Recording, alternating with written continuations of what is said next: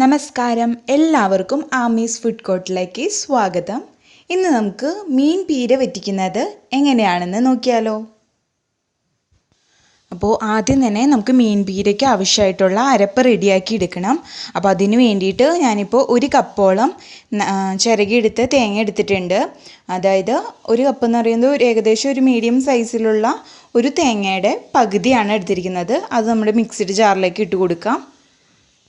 ഇനി ഇതിലേക്ക് ഞാനിപ്പോൾ മീൻ പീരയ്ക്ക് ഒരു 4 പച്ചമുളകാണ് കേട്ടോ എടുത്തിരിക്കുന്നത്. അത് ഒടിച്ചിട്ടൊന്ന് അരിഞ്ഞ് കിട്ടാൻ വേണ്ടി പെട്ടെന്ന് അരിഞ്ഞ് കിട്ടാൻ വേണ്ടിയിട്ട് ഒന്ന് ഒടിച്ചിട്ട് നമുക്ക് തേങ്ങയിലേക്ക് ഇട്ട് കൊടുക്കാം.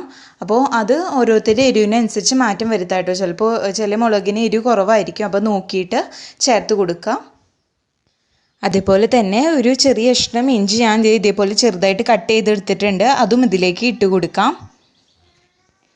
ഇനി ഇതിലേക്ക് ഞാനൊരു 10 ചുവന്നുള്ളി എടുത്തിട്ടുണ്ട് കേട്ടോ. അപ്പോൾ ചെറിയ ഉള്ളി ആയത് കാരണമാണ് ഞാൻ 10 എടുത്തത്. അപ്പോൾ വലുതാണെങ്കിൽ ഒരു 5 മതിയാകും. അതും ഇതിലേക്ക് ഇട്ട് കൊടുക്കാം. 1/2 ടീസ്പൂണോളം മഞ്ഞൾപ്പൊടി ഇതിലേക്ക് ചേർത്ത് കൊടുക്കാം. അതുപോലെ തന്നെ ഞാൻ കുറച്ച് ഉപ്പ് ഇതിലേക്ക് ഇപ്പോൾ ചേർത്ത് കൊടുക്കുന്നുണ്ട് കേട്ടോ. അത് കഴിഞ്ഞിട്ട് പോരായ്ക ഉണ്ടെങ്കിൽ നമുക്ക് പിന്നീട് ചേർത്ത് കൊടുക്കാം. അപ്പോൾ ഇങ്ങനെ ഈ സമയത്ത് അരയ്ക്കുന്ന സമയത്ത് ഉപ്പ് ചേർത്ത് കൊടുക്കുകയാണെങ്കിൽ നമുക്ക് എല്ലായിടത്തും നല്ലപോലെ മിക്സാക്കി കിട്ടും. അപ്പോൾ ഇത് ഒട്ടും തന്നെ വെള്ളം ചേർക്കാതെ മിക്സിയിൽ ജസ്റ്റ് ഒന്ന് അരച്ചിട്ട് വരാം. അപ്പോൾ ഞാൻ നല്ലപോലെ തേങ്ങ അരച്ച് കൊണ്ടുവന്നിട്ടുണ്ട് കേട്ടോ. ഇതേപോലെ അരച്ച് കൊണ്ടുവരാം. ഇനി നമുക്ക് പീര വറ്റിക്കാൻ തുടങ്ങാം. അപ്പോൾ ചട്ടിയിലേക്ക് നമുക്ക് ആദ്യം തന്നെ നമ്മൾ അരച്ച് വെച്ചിരിക്കുന്ന അരപ്പുണ്ടല്ലോ, തേങ്ങയുടെ അരപ്പ് ഇതിലേക്ക് ഇട്ട് കൊടുക്കാം. അപ്പോൾ നിങ്ങൾക്ക് വേണമെങ്കിൽ ആദ്യം തന്നെ വെളിച്ചെണ്ണയിൽ ഉള്ളിയും അതേപോലെ തന്നെ തേങ്ങയൊക്കെ ഒന്ന് വാട്ടിയതിന് ശേഷം നിങ്ങൾക്ക് മീനിട്ട് കൊടുത്തിട്ട് പീര വറ്റിച്ചെടുക്കാം. ഇനി ഇതിലേക്ക് കഴുകി വൃത്തിയാക്കി വെച്ചിരിക്കുന്ന മീൻ ചേർത്ത് കൊടുക്കുക. അപ്പോൾ ഞാനിപ്പോൾ നമ്മുടെ കൊഴുവയാണ് എടുത്തിരിക്കുന്നത്. അത് ഇതിലേക്ക് ഒരു 1/2 കിലോളം ഉണ്ട്, അത് ഇതിലേക്ക് ചേർത്ത് കൊടുക്കാം. ഇനി ഇതിലേക്ക് നമുക്ക് പുളി ചേർത്ത് കൊടുക്കുക. അപ്പോൾ ഞാൻ ആദ്യം തന്നെ കുറച്ച് വെള്ളത്തിൽ ഒരു 3 കഷ്ണം പുളിയോളം കുതിർക്കാൻ വെച്ചിരുന്നു, അത് ഇതിലേക്ക് ഒഴിച്ചു കൊടുക്കാം. അപ്പോൾ ഒരുപാട് വെള്ളം ആദ്യം തന്നെ ഒഴിക്കരുതിട്ട് വളരെ കുറച്ച് വെള്ളം മാത്രം ഒഴിച്ചാൽ മതി. കാരണം നമ്മുടെ മീനിൽ തന്നെ അത്യാവശ്യത്തിന് വെള്ളമുണ്ട്. അപ്പോൾ അത് വേവുമ്പോൾ വെള്ളം മീനിൽ നിന്ന് ഇറങ്ങി വരും. അപ്പോൾ ഒരുപാട് വെള്ളം ആയാൽ മീനൊക്കെ പൊടിഞ്ഞു പോകാനുള്ള സാധ്യതയുണ്ട്. അപ്പോൾ വളരെ കുറച്ച് വെള്ളത്തിൽ ഇതേപോലെ സോക്ക് ചെയ്തിട്ട് നമുക്കിതിലേക്ക് ഒഴിച്ചു കൊടുക്കാം. അപ്പോൾ ഇങ്ങനെ സോക്ക് ചെയ്യുന്ന സമയത്ത് നമുക്ക് പുളി നല്ലപോലെ ഇളകി വരും. അപ്പോൾ എല്ലാ ഭാഗത്തേക്കും കറക്റ്റായിട്ട് പുളി കിട്ടും. അതേപോലെ തന്നെ ഓരോ പുളി വ്യത്യാസപ്പെട്ടിരിക്കും. അപ്പോൾ നോക്കിയിട്ട് നിങ്ങൾ ചേർത്ത് കൊടുക്കാം കേട്ടോ.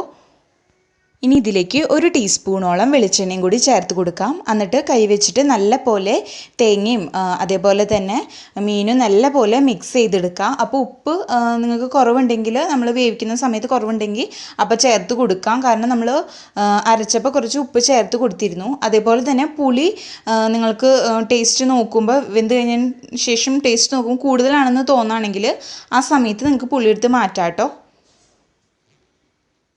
അപ്പോൾ ഞാൻ മീനൊക്കെ നല്ലപോലെ മിക്സാക്കി എടുത്തിട്ടുണ്ട്. അപ്പോൾ ഞാൻ അടുപ്പത്തേക്ക് ഇപ്പോൾ മാറ്റിയിട്ടുണ്ട് കേട്ടോ. ഇനി ഇതിലേക്ക് ഞാൻ 2 തണ്ട് കറിവേപ്പില ചേർത്ത് കൊടുക്കുന്നുണ്ട്.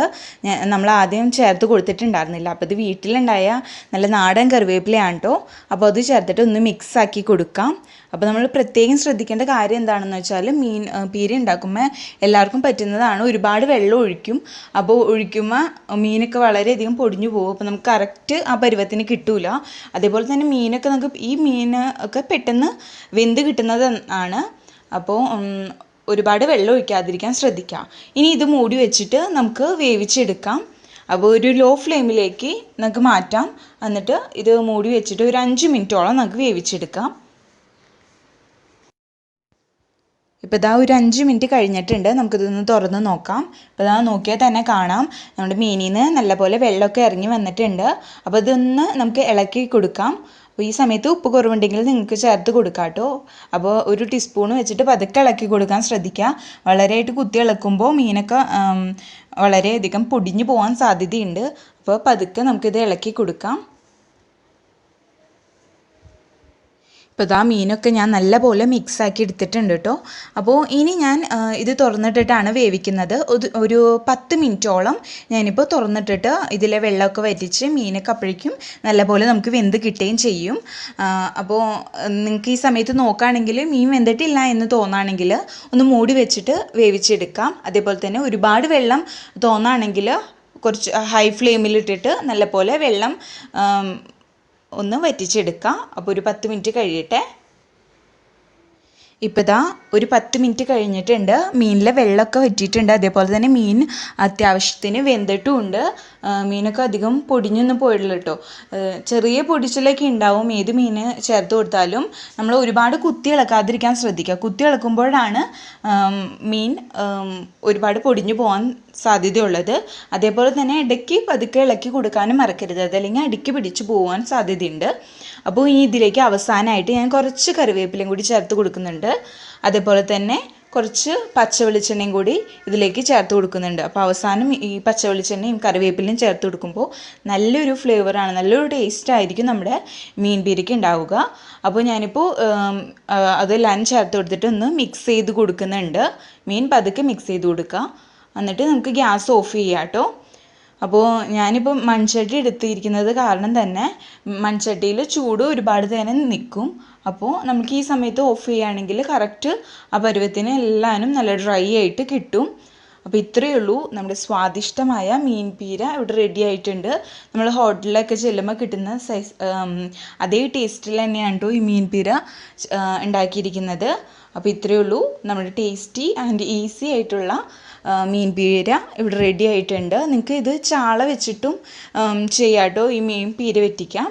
അപ്പോൾ എല്ലാവർക്കും ഈ വീഡിയോ ഇഷ്ടപ്പെട്ടെന്ന് വിചാരിക്കുന്നു. വീഡിയോ ഇഷ്ടപ്പെട്ടാൽ ലൈക്ക് ചെയ്യുക. അതുപോലെ നിങ്ങളുടെ ഫ്രണ്ട്സും റിലേറ്റീവ്സും ഒക്കെ ആയിട്ട് വീഡിയോ ഷെയർ ചെയ്യുക. അപ്പോൾ ആദ്യമായിട്ടാണ് വീഡിയോ കാണുന്നതെങ്കിൽ ചാനൽ സബ്സ്ക്രൈബ് ചെയ്യാൻ മറക്കല്ലേ. അപ്പോൾ അടുത്ത അടിപൊളിയായിട്ട് ഉള്ള ഒരു വീഡിയോ ആയിട്ട് വരുന്നത് വരേക്കും ബൈ. താങ്ക്